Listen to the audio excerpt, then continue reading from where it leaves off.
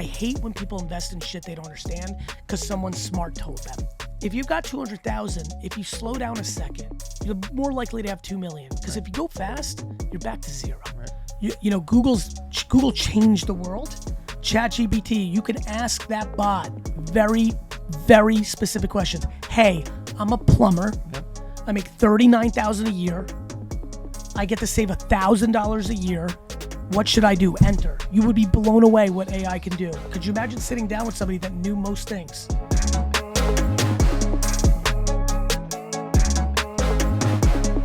Ladies and gentlemen, welcome to a special edition of the Money Mondays podcast. I am here with my co-host, the real Tarzan. This guy gets over 200 million views a month, but he got 215 million views in the last 10 days alone, probably because of a trick from the guest that we have today that he just taught him a few weeks ago. So the guest that we have today, it would take us, I don't know, maybe the full 40 minutes that it takes for a podcast to go over his entire bio, his history. I don't want to give you any teasers yet. On the Money Mondays, we talk about 3 core topics: how to make money, how to invest money, and how to give it away to charity. There is no better person to ask these type of questions to than the one, the only, Mr. Gary V. My guys. Thanks for having me. This is so perfect. So Gary just crushed it. We have 2,000 people inside. And right when he got off stage, I was like, pretty please, can you come outside to the RV motorhome? The whole concept of the motorhome is for situations like this, because Gary's one of the busiest humans on the planet. Even though we're friends, it's still hard to schedule things. So having the motorhome has been our trick of the trade. You're eliminating friction. Exactly. Like one of the great, people are ordering $4 candy bars on Postmates right now and paying $11 to get it. Right, and tipping $5. Yeah, because time is money. People subconsciously and then consciously realize that that's the one thing we can't get if we're lucky enough to have the financial part. Yeah. It's like, health, money, and time. And so, it's really smart that you're eliminating the friction. So kudos to you, Danny. So the reason we keep it under 40 minutes is the average workout is 45 minutes. The average commute is 45 minutes. And so we keep it to 30 to 40 minutes. This one is going to be exactly 27 minutes because Gary's got to fly out of here. So we're going to dive straight into it. Gary, yes. Give us the quick 2-minute bio so we can get straight to the money. Look, I'm going to assume a lot of people, I've done a really yes. aggressive job here the last 20 years. So I don't want to bore people, but for the ones that don't know, honestly, I'm an entrepreneur who was at the right age when the internet hit. My dad had a liquor store. I was born in the USSR. It was a family business type deal. I built a huge business for my dad on email marketing, on Google AdWords. And then on the flight out here, I realized that I did a YouTube show 2 months after YouTube was launched. I always thought it was later. We literally Googled it here. I think it was December 15th or so, 2005, YouTube launched. And February 21st, 2006, I started Wine Library TV. That changed my career. I then became an early investor in Facebook and Twitter. I didn't even know what an angel investor is or what investing was. I just knew these companies were going to be big. I had, at that point, learned that you could invest in a company before it was on Wall Street. Because I lived in my own cocoon for 15 years in the wine business. I didn't know shit. I didn't grow up with all this information. There was no fucking Monday money fucking podcast. Sure. The dorks on CNBC were not catching my attention, right? So I didn't know this stuff. And, it's why I love putting out information because, like I said on stage, my public life is really made for the 15-year-old me. I've come to realize, and so it's really cool that all these kids coming up, or not even the kids. It's cool right now that a 53-year-old who's going through a transition in his life is listening to this podcast for free while she's working out or driving to work, and people are spitting real knowledge. You guys, me, and the other 150,000 people. There's a lot of shit. Sure. There's a lot of people looking to do short-term stuff. But anyway, I'm an entrepreneur who, believes that nice guys finish first. So on the make money part, yep. We talked about make money, invest money, and give away to charity. On the make money part, you talked about flipping and eBay and garage selling. Walk us through the concept of that for our listeners. That's a good one because it's weird. I've been a little bit on a roll on this. And when I say on a roll, I've probably had 10 to 15 people in the street or the airport or at Comic-Con New York, where I was for an hour before I flew out here, reference the garage sale thing. Yes. And it comes up a lot, but it's hot right now, the last 3-4 days. Anyway, for everyone who's listening, in 2017, I just kind of had this moment where I was like, you know what? I've talked all about invest in the next Twitter, next Facebook. One thing I do well and one thing I recommend everybody who's listening that does content, you need to read your DMs. That's where you get the insights. That's where you know where people's real feelings are. And I was getting a lot of like, and I was starting to get bigger at the time, and I was getting a lot of like, yo, bro, I fuck with you, but like, fuck you. Like, who's got 25 bands to fucking put into a startup? Sure. I got $93 in my Wells Fargo. Right. And I got enough of that I was like, okay, bet, like, I get it. Let me, I kind of like, you know, I was like, what did I do? You know, 'cause my dad paid me $5 an hour, and I wanted money. Like, what did I do? I was like, fuck, I was doing garage sales. So I just started talking about it. And then I did the 2017 Flip Challenge. You can go Google it right now, 2017 Flip Challenge, Gary Vee, and you'll find the premise, which is what I believe, which is if you have debt or if you have less than $10,000 in your bank account, which a lot of people do. Sure. I think people that are fortunate kind of lose touch. Then buying and selling stuff that you buy at flea markets, garage sales, thrift stores, storage lockers, Facebook Marketplace, Craigslist is real money. Yeah. Like, it's real. And what I like about it is a lot of people who don't know how to make money any other way really love it. Now that it's been out there for like 6 years, the amount of people who are like, yo, I've never known how to make money my whole life. I always worked at this or that. Like, everybody kind of knows something. So you go to a garage sale. Like, I know what toys are worth and video games just because I've studied it for so long. Yeah. But vintage clothes, like records, like, here's the reality. 90% of the stuff at a garage sale that is being sold for $1 or $2 is $10 on eBay. Sure. And then you get crazy hits. So, you know, I would go to Instagram right now or TikTok and put hashtag garage sale flip or yard sale flip. You'd be stunned. Get educated. We're not going to get to it here. But on the make money side, especially for all the people listening who've got $87, that $87 can really be $10K. And the problem is, with the way the world, all the free information's good, but on the flip side, all the kids that are listening right now that have $87, they think they need to make $1 million. Right. And I'm like, listen, right. Make 10,000 before you make $1 million. Sure. And when you get to 10,000, figure out how to get 100,000. Absolutely. And then you can get to $1 million, you know, and getting from 87 at you're 30 and you've never had any money to $1 million, it's not going to happen. You're going to chase fads, you're going to chase bullshit, scams. And so, you know, I'm really about that flip.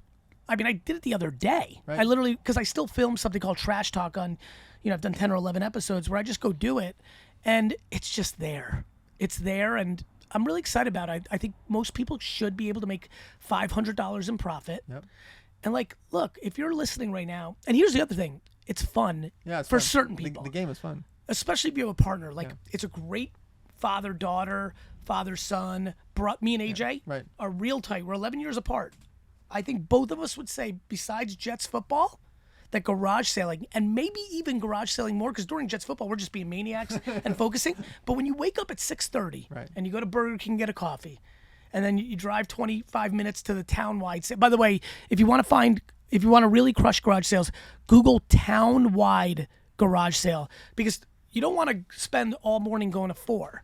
So a lot of towns around the country will do a town-wide garage sale, and you can hit 100 in 4 hours. Wow. So that's a little hack. Anyway, you know, but you have to drive 40 minutes to get to the town that's doing it. So, you know, for me and AJ, when he was 13, 14, 15, 16, and I was 24, 25, 26, those were real moments when we were driving from 7 to 8 a.m. Where he's talking about like liking girls and like school and like life, and like I'm talking about building dad's business, and like it really bonded us. And so for a lot of people, I've gotten emails of like them and their best friend became closer because you're grinding. And what's funny is, for a lot of people that don't have money, you know this, they also are commonly, very cliche, the person that wakes up at 11 a.m. on a Saturday. Right.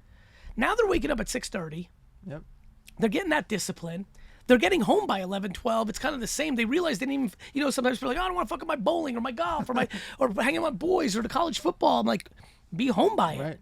And it gets them going and it changes it. And so, yeah, I like Flip Life. I like it a lot because I also, once you get the first hook, one guy, because I'm so into it still. If someone's like, yo, Gary V, you really put me on, like Flip Life, like changed my life. I'm always like, yo, what was your first big one? I'm like, what was your first big one? They're like, you'll never believe it. I bought fucking $40 for 1,000 fucking CDs and sold them all for, some were rare, and this Pink Floyd one was like $80. And I was like, what the fuck? And I was hooked.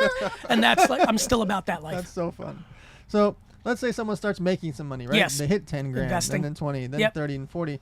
I got a big one on this. I'm wondering if any of your guests have said this. I've really thought a lot about this because I do a lot of investing wrong. A lot. What I mean by that, I'm not diversified in real estate enough if you're going by the book. Sure. I'm not in the stock market enough if you go by the book. Most of my stock is because I invested in companies that went public. Right. And I still have the stock. I do a lot of things wrong. I invest in very high risk early stage companies. I love collectibles, which are very volatile, cards, NFTs, art, things like that. But I'm self-aware of what I'm trying to accomplish, which is I'm trying to maximize joy, not maximize money making. So you have to know who you are. So for me, I know that yes, I have these lofty goals of buying the jets, but I feel like I'm going to do that through operating. VFriends and VaynerX give me that chance. And I get joy. I wouldn't say it's gambling because I think that's just like a different high for people that get off on that. But it's definitely in between gambling and investing the right way that I like because it makes me happy. And, like I get, Facebook and Twitter, like these investments, I mean, it's going to take me a while to lose enough money to offset how big those wins were. Sure.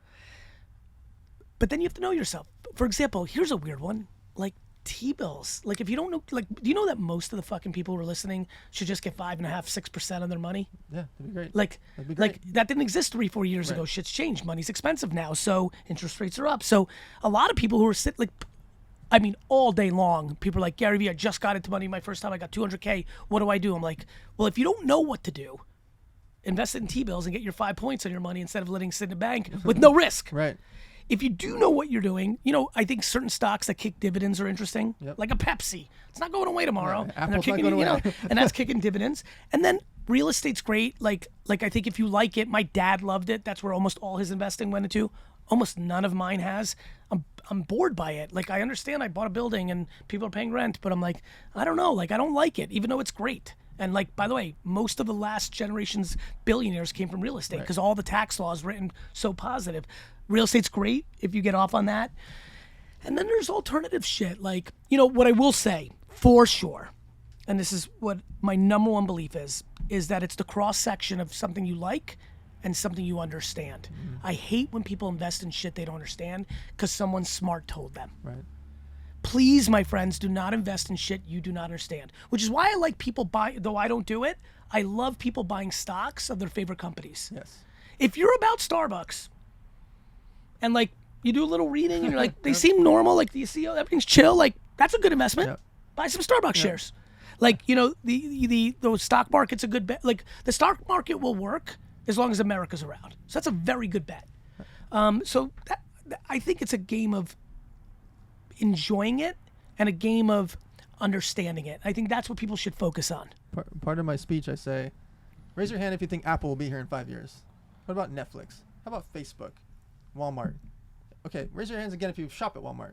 Do you buy Netflix? Do you buy Apple? Do you have Facebook? Okay. If you believe in them that much, you'll spend $1,500 on the new iPhone. Why don't you buy $1,500 of stock? That's right. Right? Buy $500 of Walmart. You like Walmart? Buy $500. Yep. You don't have to go put in your life savings. Go buy a little bit of these things over the course of your life. What people don't understand is how advantageous it is to invest too because they don't know rules. I didn't know them. I didn't know that if you lost an investment, you can write that off against an investment you made money on and play the arbitrage there. So, like, we were not educated on money well, which is why I'm glad. Yeah, I get it. And so look, ChatGPT and Google and YouTube learn don't. The demo that I feel is listening to this right now just moves too fast. Right. When they first hit money, either in buying something, it's okay to reward yourself. You can't listen. I grew up with only kids that had nothing. I grew up in very lower middle class environments. So I get when you finally do something, you're going to buy a crazy car or a watch. And listen, let's call a spade a spade. 90% of the time, dudes do that to get girls. Right.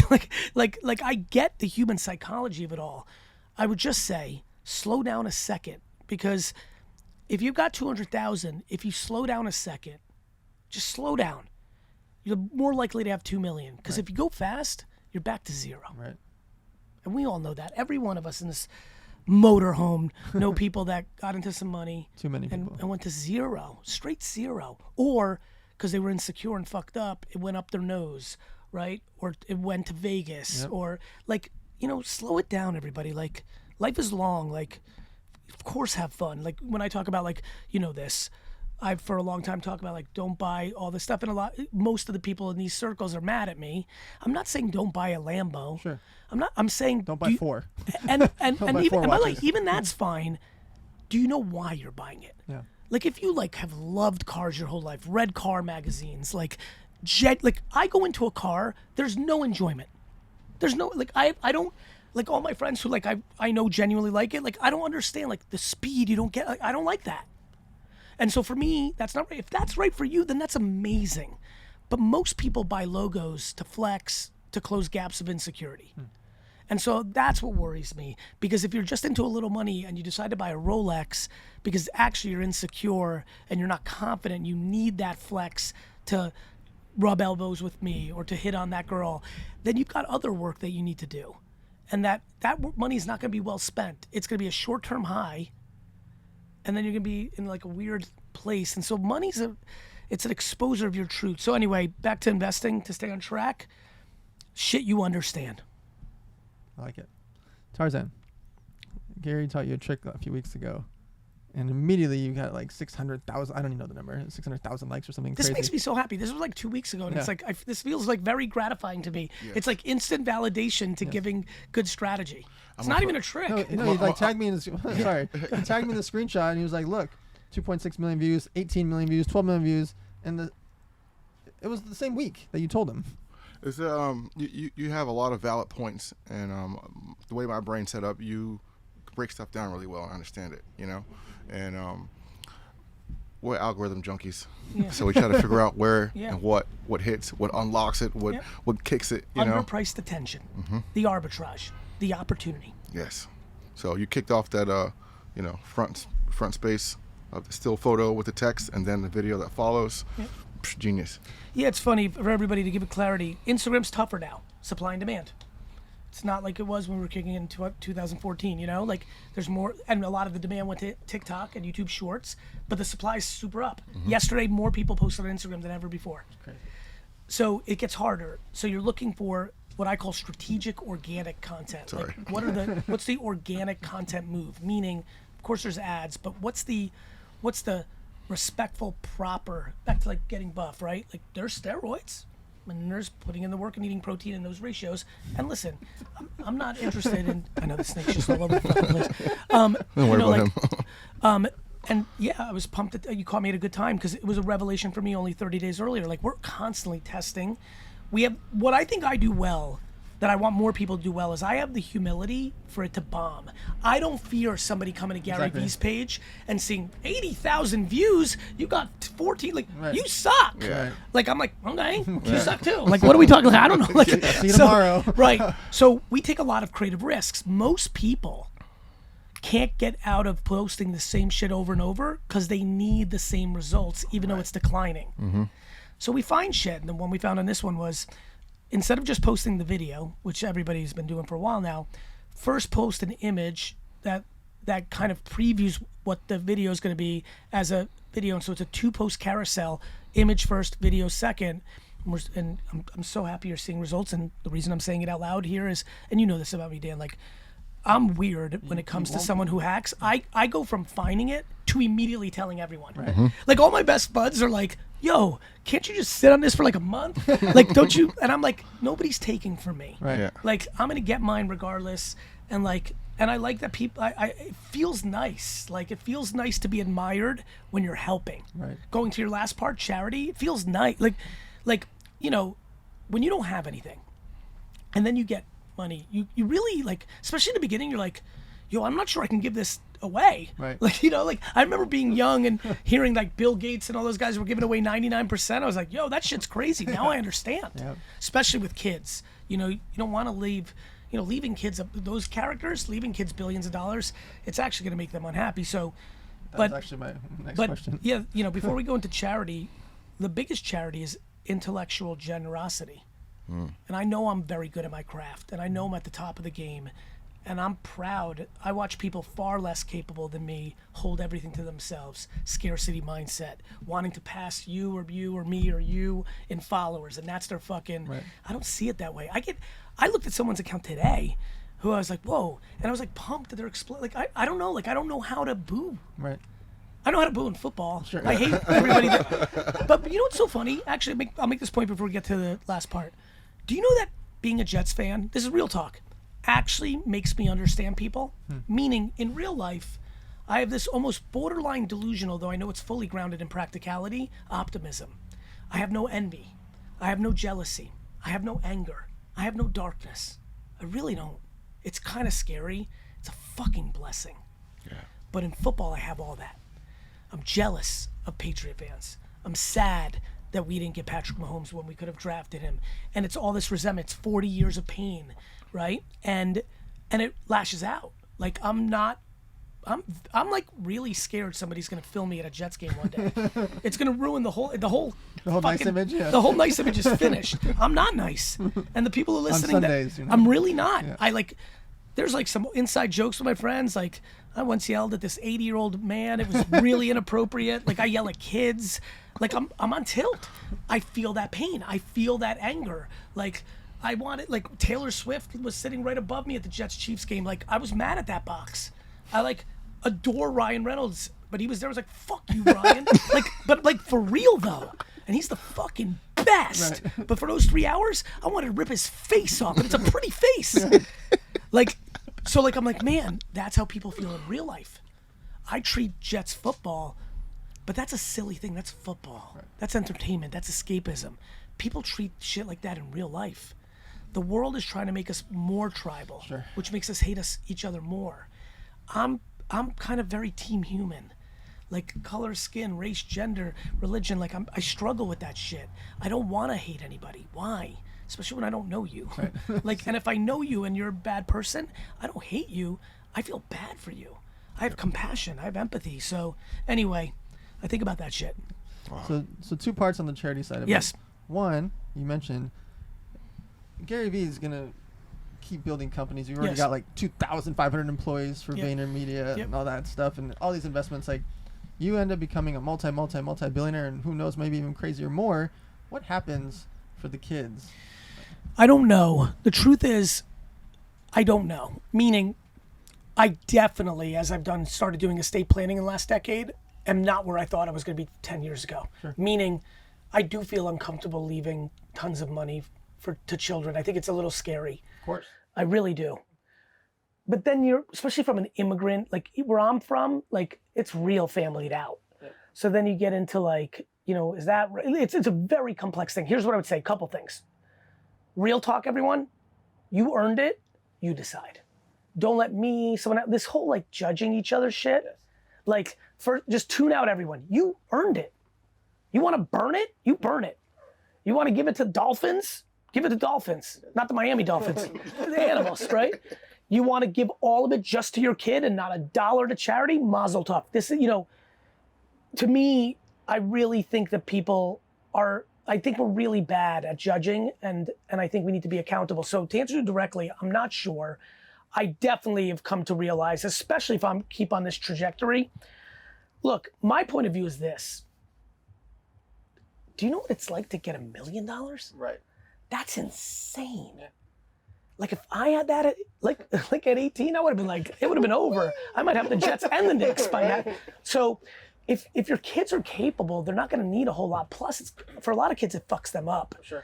I've met a lot of rich kids now because of my life the last 15 years. Man, I'm not sure who's worse. I actually genuinely believe if you could be born with little but have a happy house, or born with a lot and have an unhappy house, that's not even a fight. But I think it's even scarier. I think if you've got a lot and you're in a happy house, and you got a little and you're in a happy house, the little and happy house person won because they've been taught from the get that money doesn't buy happiness. Whereas the rich kid might not know. They might just think, well, we're happy because we got a driver and a private plane. And so, the answer is I don't know. The answer is I'm sure it will ebb and flow. Sure. The other thing I don't know is when am I going? What's happening in my life? Let me give you a scenario while people are listening and judging. what if one of my grandchildren is special needs? Yeah. You know, like, I don't think we do enough of this. Yeah. Like, do you know, real talk, why I don't judge anyone? Like, really, like, actually, I just don't know what the fuck's going on in their life. I'm watching everybody walk around the internet and society just throwing nothing but judgment. I wish we, you know, people are like, fuck this guy, he throws shade. Shade's easy. Judgment's crazy. Telling people what they should be doing, you know nothing. You know nothing. You should post about this. Do you know that if a person posted about that, they have death threats? You should do this with your money. Okay, well, you should do this with, like, I don't understand. So, you know, I think for me, I don't feel, I mean, I have a will, and it's split up at this point to kids and charity, but I may change it. And like, cause things will change and we'll see. But let me say one thing, charity. Most of my life, so I would say 97 cents on the dollar of everything I've done in my life has been incredibly private. So, because I think that's how I was taught. Like, you know, it's funny, like, probably one of the reasons I don't flex a lot is the same reason I don't really make a lot of my charity work public. I think there's something in the way that my parents saw the world that became my framework, right? It's like, you keep quiet in some ways. I think, but I don't judge. Let me rephrase. I think there was a time a decade ago that I was a little cynical to people that were overly loud about donating. Yep. You know, my Jersey Street bullshit radar would go off. But I've come to realize, like, I don't want to be a judger either. And now, if you know, you know. I'm like, okay, they're using that as a disguise for the bad shit. That happens. But there are just other people that, like, get real pride in that, and more importantly, they're motivating others to do it. And so That's my thing. yeah, I mean, I think I'm very public. I don't say amounts. I show them how they can do charity. yeah, and honestly, even like amounts, like, you know, I think I've started to change my point of view on that. And this is what's fun about, let me say something real quick to the kids, which, by the way, is everyone. If a 99-year-old grandma is watching, you're a kid. You get to change your mind, right? You like that one, right? I love it. Right, because you've changed your mind on shit. Yes. I've changed my mind. Like, you get to change your Presents them mind, with and new so information, you learn. I'm so happy kids have, like, by the way, maybe if I was 14 and listening to this podcast, maybe I wouldn't have had that point of view as a 20 and 30-year-old about charity. Sure. Right? And maybe I did leave an opportunity to bring awareness to Charity Water and Pencils of Promise and the Crohn's and Colitis Foundation and Reform. Maybe I've left too much attention on the table by maybe having too much pride in the humility in the class that comes along with not flexing it. You know, like, so I mean this to everybody, like, give yourself the grace to change your mind. I want people, the reason I post about toy drives and tipping dinners and homeless backpacks is so people can replicate it, and thousands people replicate it. And so when you talk about, I even heard about Pencil of Promise because of you. Yeah. You weren't posting about it, but I Yeah. just heard about it, Yep. and then all of a sudden I became obsessed with it because of that. And so, that was a fun one for me because I was a bad student, and I'm a famously bad student. But I think about friction, like this motorhome. In Ghana, in Guatemala, in Laos, it's not like America with the education system where we all go and it doesn't work for half of us because we are creative or entrepreneurial. In those countries, if they don't have a school, an old man from the village sits under a tree and reads 5 pages from a book, and everyone goes back to washing clothes and child labor. And so when you look at the math, that if you build a school in one of those places, like what the trajectory of that, people here talk about generational wealth. There, you put a school, it's generational wealth. They go from living a life of $1 a day to, like, in Haiti, it's $1 a day. Right. People are living on. It's wild. Yeah, bro. We're lost out here, worried about all sorts of dumb shit. And, like, you know, obviously we're recording this at a time of tons of conflict and war, and bro, next year is going to be a disaster. You know why I just said on stage, if you're an entrepreneur that and you cry about the president, you're a loser, is first, it's true. If you're a good entrepreneur, you're going to make money, you know, I don't know, like, I made money with Bush and Obama and Trump and Biden and like, Whoever next one like is, yeah. and whoever's next, and like, but I also say it because, like, we gotta depoliticize this shit a little bit. Like, do you know how on tilt everyone's gonna be next year? So bad. I honestly just want it to be 2025. Right, I want to skip it. Yep. Honestly, people are Fast gonna be forward. super, you know. So All right, guys, we want to stay on time. We're going to try to get Gary Vee back on the podcast at some point where we're going to pull the motorhome up to wherever he is around the country somewhere. But we grew up thinking it's rude to talk about money. Obviously, here at the podcast, we think it's rude to not talk about money because we need your friends, family, and followers to know about taxes, salary, loans, rent, how to make money, invest money, save money, 401ks, and everything between. We just need to have these discussions. So talk to your friends, family, and followers about money. Ask questions, research it. By the way, real quick on that, ChatGPT, everyone. You know, Google changed the world. ChatGPT, you can ask that bot very, very specific questions. Hey, I'm a plumber. Yep. I make $39,000 a year. I get to save $1,000 a year. What should I do? Enter. You would be blown away what AI can do. You can be very specific. You can't do that on Google. Hey, I have $18,000 in debt from this credit card company. I'm paying 7.3. Start using AI for your advantage, not something you heard about or demonize or don't understand. Don't understand is unacceptable. Right. I don't get it. Okay, Google it. YouTube it if you're like me and can't read for shit. And listen, so, you know, for a lot of people wanting to learn about money, could you imagine having real information? Could you imagine sitting down with somebody that knew most things? That's awesome. Isn't that a cool way to think about it? Imagine sitting down with fucking Yoda and getting all the answers. Do or do not? There's no try. Just literally type in shit. Be super specific. You'll learn how to start using AI, which may change your trajectory, and you can start answering shit for yourself. All right, guys, make sure to follow Gary V, follow The Real Tarzan, check out the Money Mondays, and we will see you guys next Monday. Time. Peace. We have the moneymondays.com. The moneymondays.com is one-on-one. We do a video coaching every Monday at 4 p.m. PST. But the moneymondays.com is $200 a month, or you can prepay for the year. All of the profits are going to our world's largest toy drive, so we're not doing it for the revenue part of it. You'll also notice there's no ads. Have you seen this? We've been doing this Money Mondays podcast ad-free for you guys this whole year. So if you want to be on the coaching calls every Monday at 4 p.m. PST, if you can't make it on a certain Monday, we obviously send out the recordings. You can rewatch them. So we do about 40 minutes of speaking and teaching. I do most of them, so it's mostly me on those, and then every other week or so, or every other 2 weeks, we bring in other characters to come in there and teach you as well. And then I leave around 20 minutes for Q&A sessions, and you're on video with me, and we're going to ask questions. And you're going to be on video with @Trav, who does e-commerce for big brands, or Joey Carson, 30 years in the TV game. So we're not just talking about money on the Money Mondays Zoom calls. We're talking about business, charity, how to deal with mergers and acquisitions. And so it's live coaching for $200 a month for yourself. Maybe you might have a friend to refer to. So if you want some real coaching, go to moneymondays.com. It's $200 a month, where you can pay a discount and prepay for the year. That money is going to go help us, the world's largest toy drive. We are trying to put out content so that you guys can be better, talk about money, share with your friends, etc.